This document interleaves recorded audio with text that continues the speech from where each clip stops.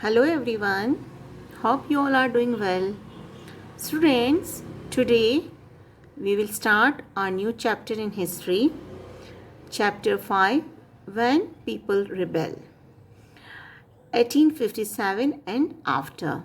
So students, in this chapter we will read about that why people they rebel against Britishers and what happened in 1857 and after. Here we can see the contents. The next slide is about introduction. Students, first you all know that East India Company established their power in India, right? So they affected the life of Indian kings, queens, landlord, peasants, tribals and soldiers. So why these people going against these Britishers? The reason is why they revolted. So many of them revolted against the policies enforced by the British. The Nawabs who ruled the land till then slowly lost all their power. Students, the Nawabs and the Rajas lost all their authority and power, and honor. It means they lost their respect, their power, everything. And the revenue collected by the Nawabs was taken by the British. Here, many ruling families tried to negotiate with the company, like Rani Lakshmi Bai, Nana Sahib. These all families they started negotiation with Britishers. In 1801, a subsidiary alliance was imposed on Awadh. Governor General Dalhousie declared that the state was being misgoverned by Nawab. Students, as we already read the meaning of subsidiary alliance in last chapter. Subsidiary alliance means this is the alliance that was non-intervention policy and used by Lord Wesley. According to the system, every ruler in India had to accept to pay the subsidy to the British for the maintenance of British army. So here in 1856, Awadh was taken over by British. We can see here loss of the power for the Nawabs. So Nawab they loses their power in mid 18th century. The authority and the honor which they earlier commanded were gradually waning away. It means they lost their power. The British had appointed residents in many courts. Students, here the company also took away their revenues and territories in stages. Next topic is failed negotiation of ruling families.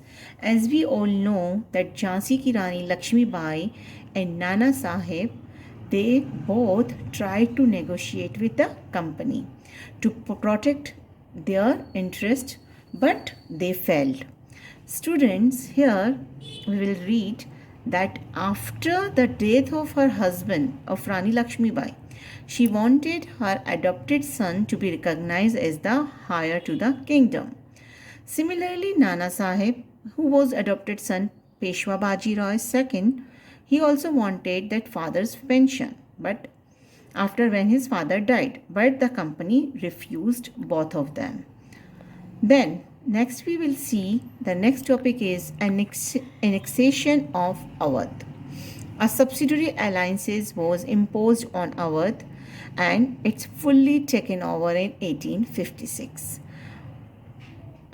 Misrule by the Nawab was given at the reason of annexation of Awadh. Students, plans to end the Mughal dynasty. It means Britishers they plan to finish the Mughal dynasty. So according their plan, what they have done, they announced that Governor General Dalhousie in 1849, he announced that after the death of Bahadur Shah Zafar, the family would be shifted out of the Red Fort and they will send some other place. So students, here Governor General Canning that Bahadur Shah Zafar would be the last Mughal king, and after his death none of his descendants would be recognized as king. You can see here the picture of Bahadur Shah Zafar's sons. So they decided that after Bahadur Shah Zafar, their sons will be recognized by only prince, not king. Students, our next topic is the peasants and the sepoys. Why the peasants and sepoys they started revolution against Britishers? Why they were unhappy? We will see here in this topic the reasons. Here, students, you can see the first reason is high taxes and the rigid method of revenue collection. And many peasants had lost the lands that had been tilling for generations. And students, sepoys were not happy about their pay, allowances, and condition of service. You can see here in the next slide that belief against sea voyage and its impact. It means Britishers they heard the sentiments of Hindus. Hindus believed that crossing the sea would mean that they would lose their religion and caste. But after that belief also, these Britishers they forced all the sepoys to send them to the off country, these sepoys by sea route. They agreed to go by land route, but for this the sepoys were severely punished. The company passed a new law in 1856. So most of the sepoys were from rural background and they had families living in the villages. So they also reacted to what was happening in the countryside.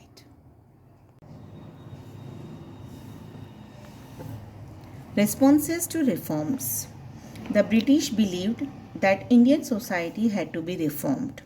So the British took several steps to reform the society. New laws were passed against the practice of sati. A law was also passed to encourage widow remarriage. Here, students, you can see these two laws are good for our country, like to stop the practice of sati, widows remarriage, and they promoted English language, but as well as they allowed Christian missionaries to function freely. So they could even own land and property. So if any other religion person wanted to convert himself in Christianity, that he can inherit property of his ancestors. So here a feeling was developing among most of the Indians that the British were trying to destroy their religion, and that's why they start revolution or protest against them.